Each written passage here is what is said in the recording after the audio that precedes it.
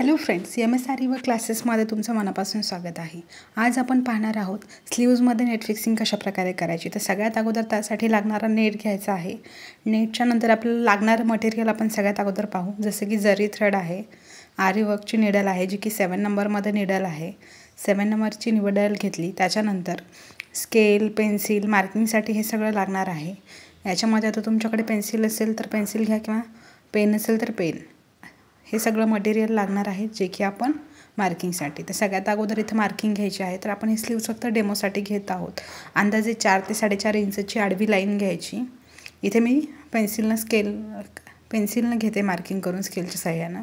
तर तुम्ही सगळ्यात अगोदर इथे 4 ते 4.5 इंच अशी लाईन घ्या. आडवी लाईन घेतली 4.5 इंच.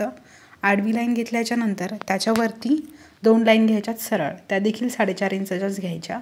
आता आपली स्लीव जेवढी असते रिअलमध्ये तेवढं आपण मार्किंग नाही करू शकत. त्यासाठी आपण हे डेमोमध्ये घेतो आहोत की फॉर्मॅट कसा राहील. खालच्या साईडला 4.5 इंच, या वरच्या 2 लाईन देखील 4.5 इंच. आता याला एक स्लीवचा शेप देऊन घ्यायचा आहे वरती राऊंडमध्ये, हाफ सर्कल जसा स्लीव्जला असतो सेम तसा शेप देऊन घ्यायचा. शेप दिल्याच्यानंतर आपण आता इथे नेट फिक्सिंग करणार आहोत. ती नेट फिक्सिंग असणार आहे ट्रँगलमध्ये, जसं की तुम्ही स्टार्टिंगलाच पाहिलं आहे. तर आता इथं खालच्या बाजूने आपण इथे मार्किंग करून घेणार आहोत. तर अगोदर याच्या वरची लाईन कशी असणार आहे, म्हणजेच नेट फिक्सिंग केली आणि नेट फिक्सिंगच्या वरती वर्क कशा प्रकारे करायचं हे देखील आपण या व्हिडिओमध्ये आज पाहणार आहोत. सगळ्यात अगोदर तर जे तुमची स्केल आहे फुल स्केल, त्या फुल स्केलनं इथं पूर्ण अशा लाईनिंग करून घ्यायच्या आहेत. स्केल बाजूला ठेवली, त्याला लागूनच परत स्केलच्या बाजूने अजून लाईन करायची. अशा पद्धतीने या सर्व लाईन करून घ्यायच्या स्लीव्जवरती. सर्व लाईन तुमची जेवढी स्लीव्ज आहे त्या पूर्ण पॅटर्नवरती करून घ्या. व्यवस्थित लाईन झाल्या. आता इथं लाईन करून झाल्याच्या नंतर प्रत्येक लाईनच्या मध्ये अजून बरोबर सेंटरमध्ये एक लाईन घ्यायची, म्हणजे जेणे की आपलं मेजरमेंट परफेक्ट येतं. जर अंदाजाने घ्यायला गेलं तर ह्या व्यवस्थित लाईन होत नाहीत, कमी जास्त असं होतं. सो त्यासाठी इथे बरोबर लाईन घेतलेली एक पूर्ण मार्किंग करून त्याचमध्ये अजून एक लाईन घ्यायची. अशा पद्धतीने पुढे पण मार्किंग करायची.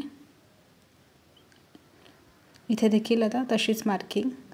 या झाली पूर्ण आपल्या स्लीव्जमध्ये लायनिंगचं वर, जे की कस्टमरला जसं हवं असेल तसं तुम्ही घेऊ शकता. लायनिंगच करायचं असं काही कंपल्सरी नाही. आपलं मेन वर्क आहे ते म्हणजे याच्यामध्ये नेट फिक्सिंग कशी प्रकारची. तोपर्यंत तुम्ही आपला व्हिडिओ कसा वाटतो याला नक्की चॅनलला सबस्क्राईब करा, लाईक करा, शेअर करा. आता इथे आपण लाईन तर घेतली आहे. ही आहे माझी 3.5 ते 4.25 इंचची रुंदी घेतली. तुम्हाला जसं मी सांगितलं 4-4.5 इंच घ्या. आता जेवढी इथं लांबी आहे तुमची रुंदी आहे त्या रुंदीचा बरोबर सेंटर काढायचा आहे. आता इथं 4 इंच असेल तर बरोबर 2 वरती मार्किंग करायची.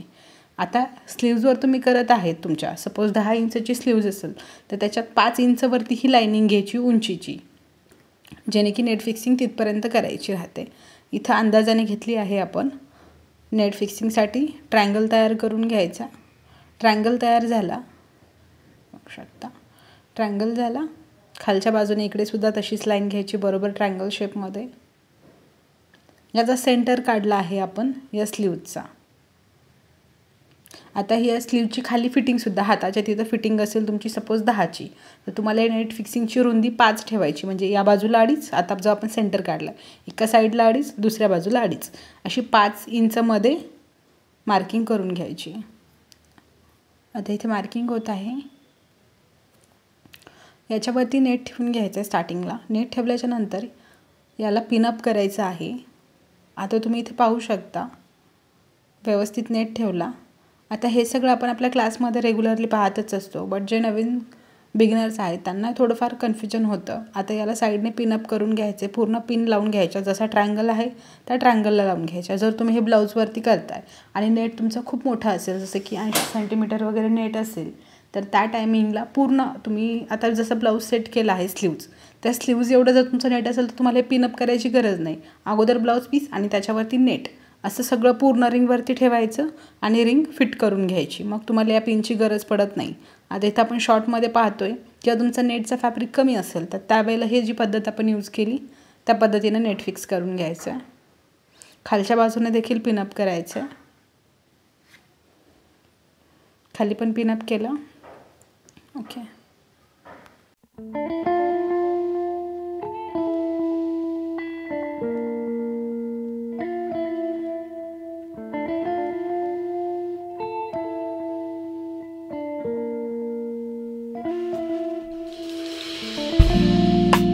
खालच्या साईडला पिनअप करून झालं आहे सगळीकडे. आता जरी साईडनं हे जे ट्रायंगल घेतलं आहे आपण, या ट्रायंगलवरती सुरुवातीला एक सिंगल चेन आणि ह्याचे जे टाके आहेत ते खूप जवळ घ्यायचे आहे, जसं आपण वॉटर फिलिंगमध्ये वगैरे करतो.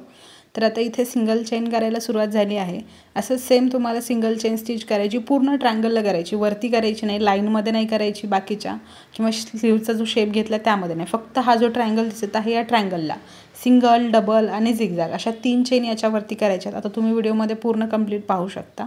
फुल डिटेल व्हिडिओ आहे हा. याच्यामध्ये सिंगल, डबल आणि ट्रिपल म्हणजे झिगझॅग चेन, या सगळ्या चेन्स याच्यावरती करायच्यात, पाहू शकता.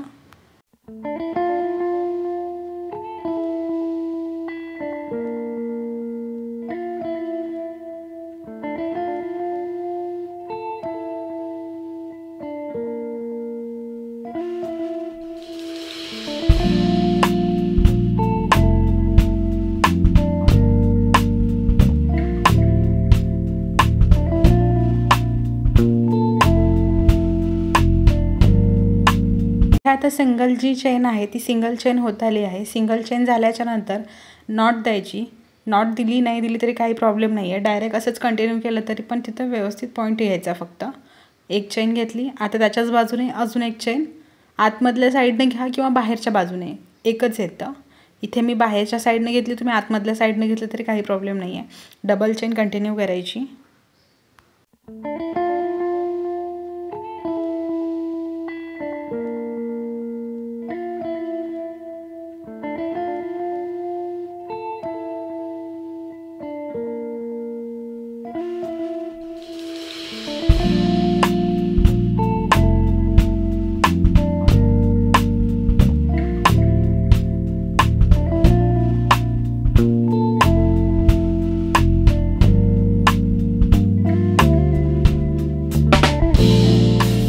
डबल चेन स्टिच कंप्लीट झाल्याच्या नंतर यावरून झिगझॅग चेन करायची आहे, जी आपण कटवर्कमध्ये स्टिचेस घेतो.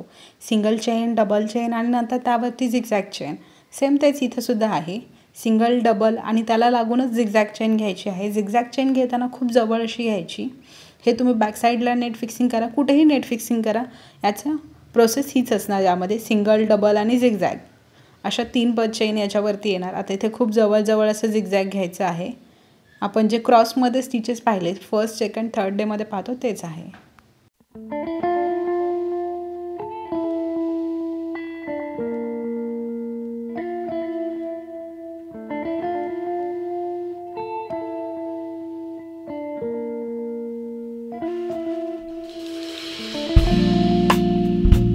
असंच झिगझॅग आता पुढे कंटिन्यू करायचं आहे. याचबरोबर आपले व्हिडिओ तुम्हाला कसे वाटत आहेत हे नक्की कमेंट करून सांगा. चॅनलला सबस्क्राईब करा, लाईक करा, शेअर करा आणि असेच नवनवीन व्हिडिओ पाहायला तुम्हाला आवडतील का आणि अजून कोणते टॉपिक पाहायला आवडतील हे देखील नक्की कमेंट करून सांगा. Thank you for watching this video.